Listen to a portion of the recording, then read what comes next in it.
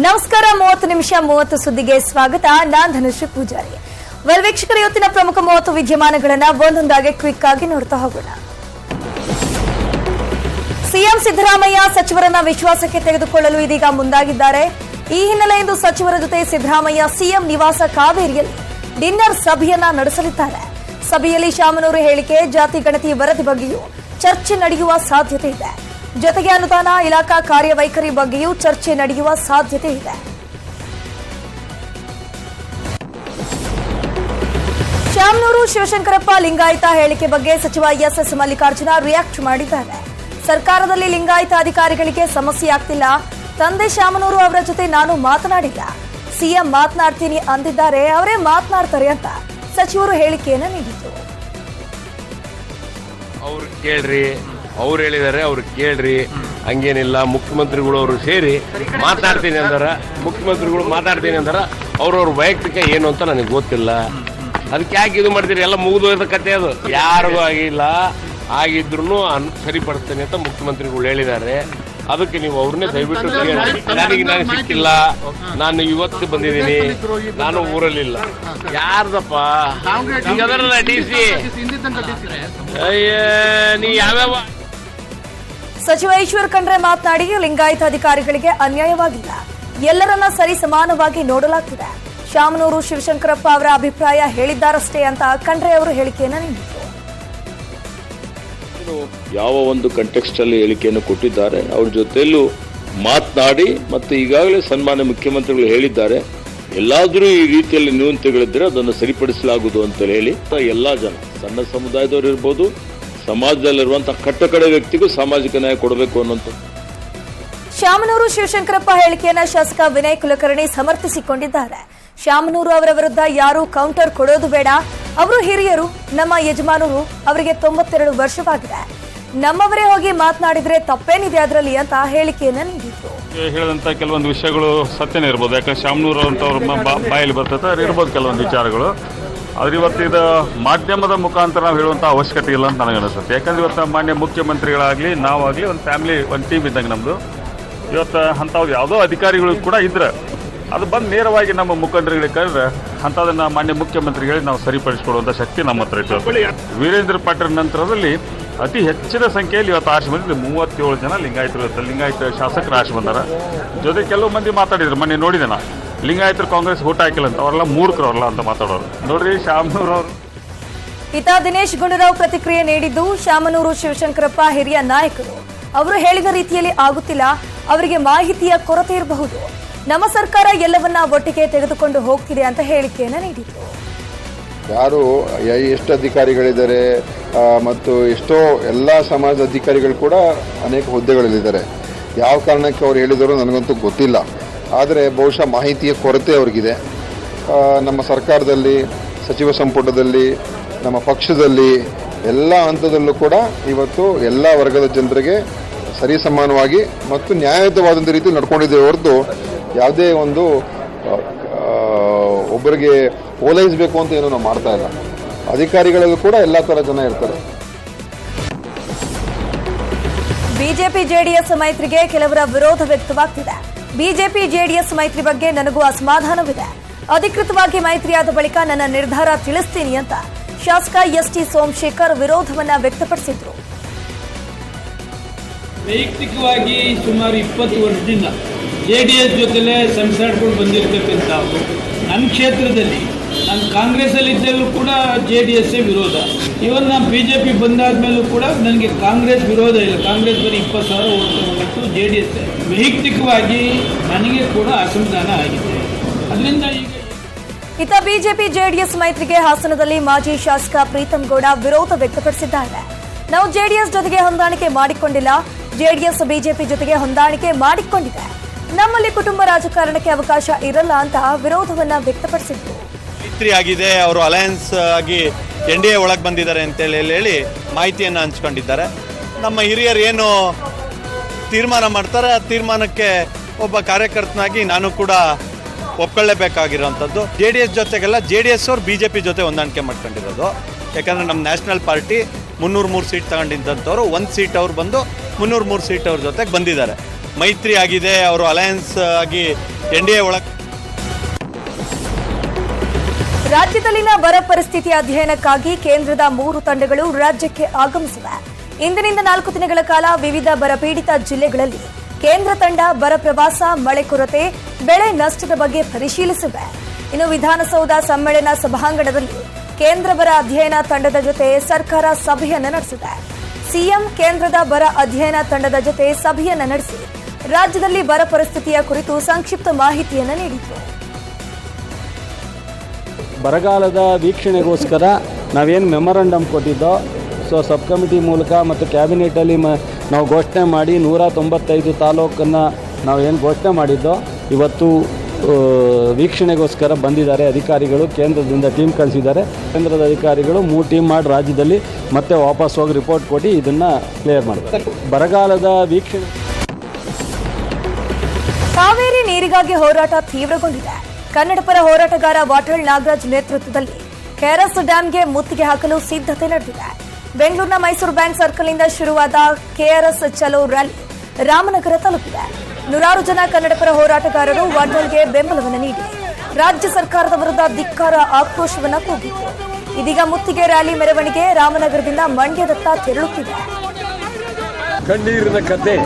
ಯಾರು ಇದ್ರ ಬಗ್ಗೆ ತೀವ್ರವಾಗಿ ಗಮನ ಹರಿಸ್ತಿಲ್ಲ. ತಮಿಳುನಾಡಿಗೆ ನಿರಂತರವಾಗಿ ನೀರನ್ನು ಬಿಡ್ತಾ ಇದ್ದಾರೆ, ನೀರು ನಿಲ್ಲಿಸಿಲ್ಲ. ಏನೇನೋ ಕಥೆಗಳು ಹೇಳ್ತಾ ಇದ್ದಾರೆ. ನೀರು ಬಂತು, ಎಷ್ಟು ನೀರು ಬಿಡ್ತಾ ಇದ್ದೀವಿ. ಕಾವೇರಿ ಕಿಚ್ಚು ಜೋರಾಗಿದ್ದು, ಕಾವೇರಿ ನೀರು ಬಿಡುಗಡೆ ವಿರೋಧಿಸಿ ಮಂಡ್ಯದಲ್ಲಿ ಜೀವಂತ ಸಮಾಧಿ ಅಣುಕು ಮಾಡಿ ವಿನೂತನ ಪ್ರತಿಭಟನೆಯನ್ನು ನಡೆಸಲಾಯಿತು. ಉಪ್ಪರಕನಹಳ್ಳಿ ನಿವಾಸಿ ಶಿವಕುಮಾರ್ ಆರಾಧ್ಯ ಜೀವಂತ ಸಮಾಧಿ ಅಣುಕು ಪ್ರತಿಭಟನೆ ಮಾಡುವ ಮೂಲಕ ಸಿಎಂ ಹಾಗೂ ಡಿಸಿಎಂ ಹಾಗೂ ಕೃಷಿ ಸಚಿವರ ವಿರುದ್ಧ ತಮ್ಮ ಆಕ್ರೋಶವನ್ನು ಹೊರಹಾಕಿದ್ದಾರೆ. ಇದಕ್ಕೂ ಮೊದಲು ಮಣ್ಣನ್ನ ತಿಂದು ಮೈ ಮೇಲೆ ಸಗಣಿ ನೀರು ಸುರಿದುಕೊಂಡು ಪ್ರತಿಭಟನೆಯನ್ನು ನಡೆಸಿತ್ತು. ಒಂದು ಬೆಳೆಗೂ ನೀರಿಲ್ಲ. ಏನೋ ದೇವೇಂದ್ರಯ್ಯ ಸರ್ಕಾರದ ವಿರುದ್ಧ ಇದುವರೆಗೆ ಹೋರಾಟ ಮಾಡ್ತಿದ್ದಾರೆ. ಇತ್ತ ರೈತ ಹಿತರಕ್ಷಣಾ ಸಮಿತಿಯಿಂದಲೂ ಹೋರಾಟ ಮುಂದುವರೆದಿದೆ. ಸರ್ಕಾರಕ್ಕೆ ಹೋರಾಟದ ಕೂಗು ಕೇಳಿಸುತ್ತಿಲ್ಲ ಅಂತ ಕೋಣದ ಮುಂದೆ ಕಿಂದರಿ ಬಾರಿಸುವ ರೀತಿ ಅಣುಕು ಪ್ರತಿಭಟನೆಯನ್ನ ನಡೆಸಲಾಯಿತು. ಸರ್ಕಾರಕ್ಕೆ ಕಾವೇರಿ ಹೋರಾಟದ ಕೂಗು ಕೇಳಿಸುತ್ತಿಲ್ಲ, ರಾಜ್ಯ ಸರ್ಕಾರ ಕೋಣದಂತಾಗಿದೆ ಅಂತ ಕಿಡಿಕಾರಿತು. ರಾಮನಗರದ ಚನ್ನಪಟ್ಟಣದಲ್ಲಿ ಕಸ್ತೂರಿ ಕರ್ನಾಟಕ ಜನಪರ ವೇದಿಕೆಯಿಂದ ಕಾವೇರಿಗಾಗಿ 100 ದಿನದ ಪ್ರತಿಭಟನೆ ನಡೆಸುತ್ತಿದ್ದಾರೆ. ಇಂದಿನಿಂದ 100 ದಿನಗಳ ಕಾಲ ಪ್ರತಿದಿನವೂ 1 ಗಂಟೆ ಪ್ರತಿಭಟನೆ ನಡೆಯಲಿದೆ ಅಂತ ಕಸ್ತೂರಿ ಕರ್ನಾಟಕ ಜನಪರ ವೇದಿಕೆಯ ರಾಜ್ಯಾಧ್ಯಕ್ಷ ರಮೇಶ್ ಗೌಡ ಮಾಹಿತಿಯನ್ನು ನೀಡಿದರು. ಅದ ತುಮಕೂರಿನಲ್ಲೂ ಕಾವೇರಿ ಹೋರಾಟ ಮುಂದುವರೆದಿದೆ. ಹುಳಿಯಾರಿನ ಕರವೇ ಕಾರ್ಯಕರ್ತರು ರಕ್ತದಲ್ಲಿ ಪ್ರಧಾನಿಗೆ ಪತ್ರವನ್ನು ಬರೆದು ಕಾವೇರಿ ನಮ್ಮದು, ಕಾವೇರಿ ಹೋರಾಟಕ್ಕೆ ಜಯ ಸಿಗಲಿ ಅಂತ ಕಿಡಿಕಾರಿತು. ಕಾವೇರಿ ನೀರಿಗಾಗಿ ಬಳ್ಳಾರಿಯಲ್ಲಿ ಕನ್ನಡಪರ ಹೋರಾಟಗಾರರು ಅರೆಬೆತ್ತಲೆ ಪ್ರತಿಭಟನೆಯನ್ನ ಮಾಡಿದ್ರು. ರಾಯಲ್ ವೃತ್ತದಲ್ಲಿ ಖಾಲಿ ಕೊಡವನ್ನ ಹಿಡಿದು ರಸ್ತೆ ಮೇಲೆ ಮಲಗಿ ಪ್ರತಿಭಟನಾಕಾರರು ಕಿಡಿಕಾರಿತ್ತು. ಈ ವೇಳೆ ಹೋರಾಟಗಾರರನ್ನ ವಶಕ್ಕೆ ಪಡೆಯಲಾಗಿದೆ. ಸಂದರ್ಭದಲ್ಲಿ ನಮ್ಮ ರಾಜ್ಯದ ಮುಖ್ಯಮಂತ್ರಿಗಳು ಸರಿಯಾದ ರೀತಿಯಲ್ಲಿ ಸೂಕ್ತವಾದ ರೀತಿಯಲ್ಲಿ ನಮ್ಮ ಸರ್ಕಾರ ಸರ್ವೋಚ್ಚ ನ್ಯಾಯಾಲಯಕ್ಕೆ ಯಾವುದೇ ರೀತಿಯಾದಂತಹ ಮಾಹಿತಿ ಒದಗಿಸುವಲ್ಲಿ ಸಂಪೂರ್ಣವಾಗಿ ವಿಫಲಗೊಂಡು. ಇತ್ತ ಧಾರವಾಡದಲ್ಲಿ ಕರವೆಯಿಂದ ರಕ್ತದ ಪತ್ರ ಚಳುವಳಿಯನ್ನ ನಡೆಸಲಾಯಿತು. ನಾರಾಯಣಗೌಡ ಬಣದ ಕರವೇ ಕಾರ್ಯಕರ್ತರು ಸಾಮೂಹಿಕವಾಗಿ ಪತ್ರವನ್ನು ಬರೆದು ಪೋಸ್ಟ್ ಮಾಡಿ ಕಿಡಿಕಾರಿತು.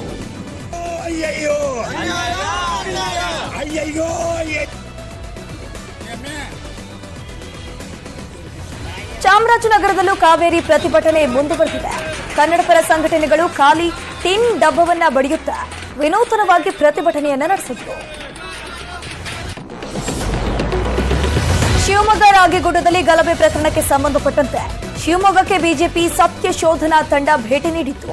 ಕಟೀಲ್ ನೇತೃತ್ವದ ಬಿಜೆಪಿ ನಿಯೋಗ ಮೆಗ್ಗಾನ್ ಆಸ್ಪತ್ರೆಗೆ ಭೇಟಿ ನೀಡಿ ಗಾಯಾಳುಗಳ ಆರೋಗ್ಯವನ್ನ ವಿಚಾರಿಸಿದ್ರು. ಬಳಿಕ ಬಿಜೆಪಿಯ ಸತ್ಯ ಶೋಧನಾ ಸಮಿತಿಯ ಸದಸ್ಯರು ರಾಗಿಗುಡ್ಡಕ್ಕೆ ಭೇಟಿಯನ್ನು ನೀಡಿ ಸಂತ್ರಸ್ತರ ಜೊತೆ ಚರ್ಚೆಯನ್ನು ನಡೆಸಿದ್ರು.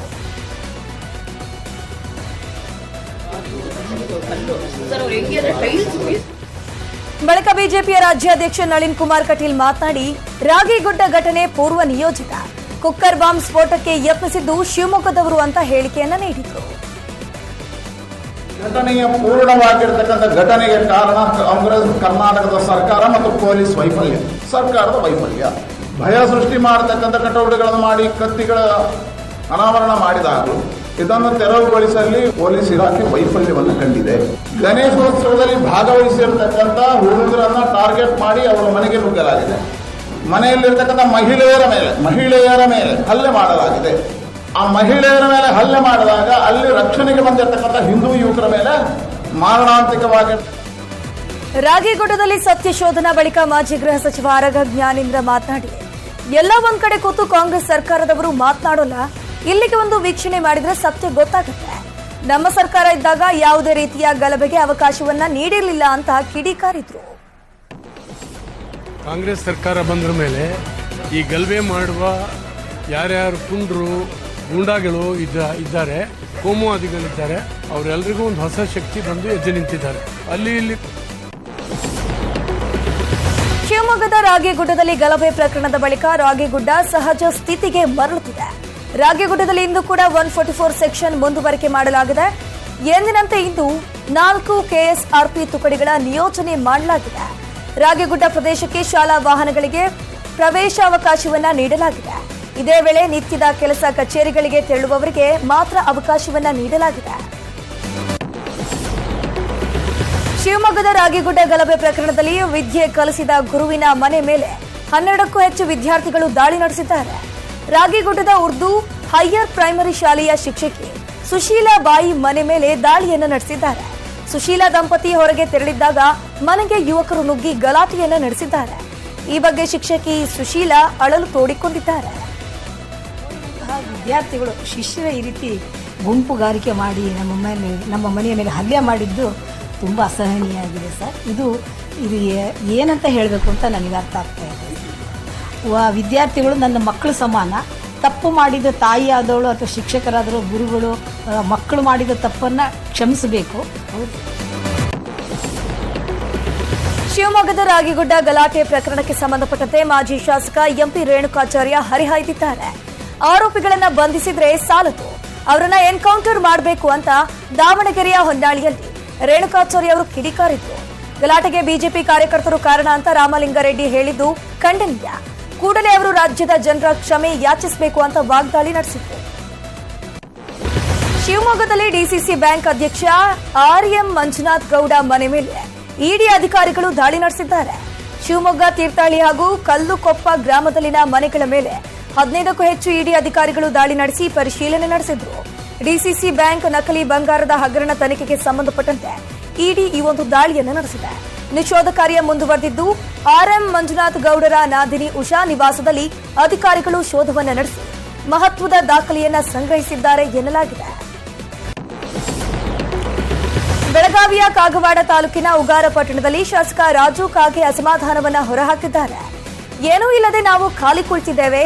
ಬಸವೇಶ್ವರ ಏತ ನೀರಾವರಿ ಯೋಜನೆ ಕುರಿತು 10 ಬಾರಿ ಸಿಎಂ ಹಾಗೂ ಡಿಸಿಎಂ ಅವರನ್ನ ಭೇಟಿಯಾಗಿದ್ದೇನೆ. ಈವರೆಗೂ ಆ ಯೋಜನೆಗೆ ಹಣ ಬಿಡುಗಡೆ ಮಾಡಿಲ್ಲ. ಬಸವೇಶ್ವರ ಏತ ನೀರಾವರಿ ಯೋಜನೆ ಮುಂದಿಟ್ಟುಕೊಂಡೇ ನಾನು ಚುನಾವಣೆಗೆ ಗೆದ್ದಿತ್ತು. ಜನರಿಗೆ ಆಶ್ವಾಸನೆಯನ್ನ ಕೊಟ್ಟಿದ್ದೇನೆ. ಎಲ್ಲಿ ಹೋದ್ರೂ ಜನ ಪ್ರಶ್ನಿಸ್ತಾರೆ ಅಂತ ರಾಜು ಕಾಗೆ ಸರ್ಕಾರದ ವಿರುದ್ಧ ಅಸಮಾಧಾನವನ್ನ ಹೊರಹಾಕಿದ್ರು. ಜಾತಿ ಗಣತಿ ಆಧಾರಿತ ಕಾಂತರಾಜ್ ಆಯೋಗದ ವರದಿ ಜಾರಿಗೆ ಬೆಂಗಳೂರಿನಲ್ಲಿ ಎಸ್ಡಿಪಿಐ ಆಗ್ರಹಿಸಿದೆ. 2014ರಲ್ಲೇ ವರದಿ ಸಿದ್ಧವಿದ್ರೂ ಸಾರ್ವಜನಿಕಗೊಳಿಸದ ಕಾಂಗ್ರೆಸ್ ಸರ್ಕಾರದ ವಿರುದ್ಧ ಎಸ್ಡಿಪಿಐ ರಾಜ್ಯಾಧ್ಯಕ್ಷ ಅಬ್ದುಲ್ ಮಜೀದ್ ಕಿಡಿಕಾರಿದ್ರು. ಸಿದ್ದರಾಮಯ್ಯನವರೇ ಸ್ವತಃ ಈ ವರದಿ ಸ್ವೀಕರಿಸುವ ಬಗ್ಗೆ ಅಸಹಾಯಕತೆ ಇರುವ ಬಗ್ಗೆ ಹೇಳಿಕೆಯನ್ನು ನೀಡಿತು. 187 ಕೋಟಿ ರೂಪಾಯಿ ವೆಚ್ಚ ಮಾಡಿ ಸಿದ್ಧಪಡಿಸಿರುವ ಜಾತಿ ಗಣತಿ ಇದಾಗಿದ್ದು 7 ವರ್ಷ ಕಳೆದರೂ ಬಹಿರಂಗಗೊಳಿಸದೇ ಇರೋದು ನಾಚಿಕೆ ಗೇಡಿನ ಸಂಗತಿ ಅಂತ ಹೇಳಿದ್ರು.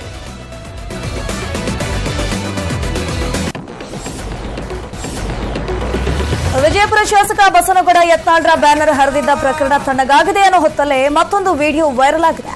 ಶಿವಾಜಿ ವೃತ್ತದಲ್ಲಿ ಟಿಪ್ಪು ಭಾವಚಿತ್ರದ ಧ್ವಜ ಪ್ರದರ್ಶನ ಮಾಡಿದ್ದ ಯುವಕರು ವಿಡಿಯೋಗೆ ಪ್ರಚೋದನಕಾರಿ ಆಡಿಯೋ ಸಾಂಗ್ ಹಾಕಿದ್ದಾರೆ. ಆಗಸ್ಟ್ 28ರಂದು ವಿಜಯಪುರದ ಶಿವಾಜಿ ವೃತ್ತದಲ್ಲಿ ಈ ಒಂದು ಘಟನೆ ನಡೆದಿತ್ತು.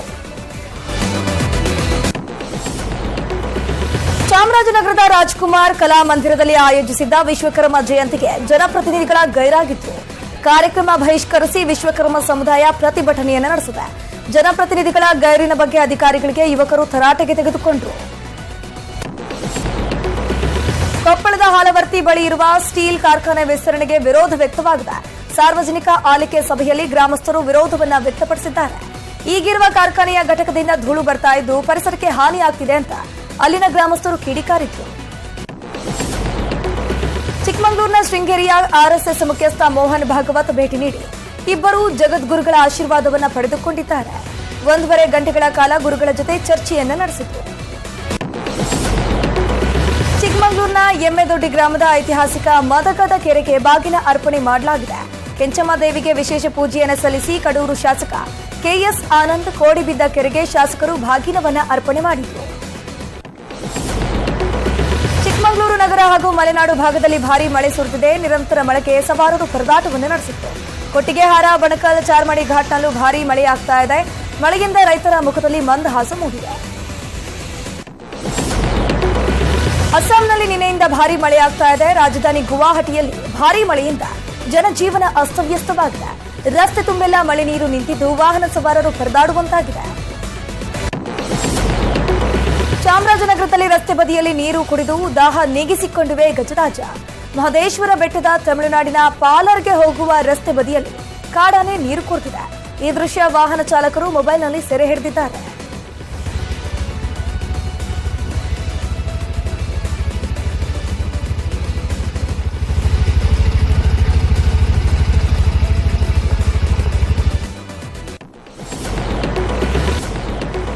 ಪ್ರಧಾನಿ ಮೋದಿ ರಾಜಸ್ಥಾನಕ್ಕೆ ಭೇಟಿ ನೀಡಿದ್ದಾರೆ. ಜೋಧ್ಪುರದಲ್ಲಿ 5,000 ಕೋಟಿ ರೂಪಾಯಿಗಳ ಅಭಿವೃದ್ಧಿ ಯೋಜನೆಗಳಿಗೆ ಚಾಲನೆ ಕೊಟ್ಟರು.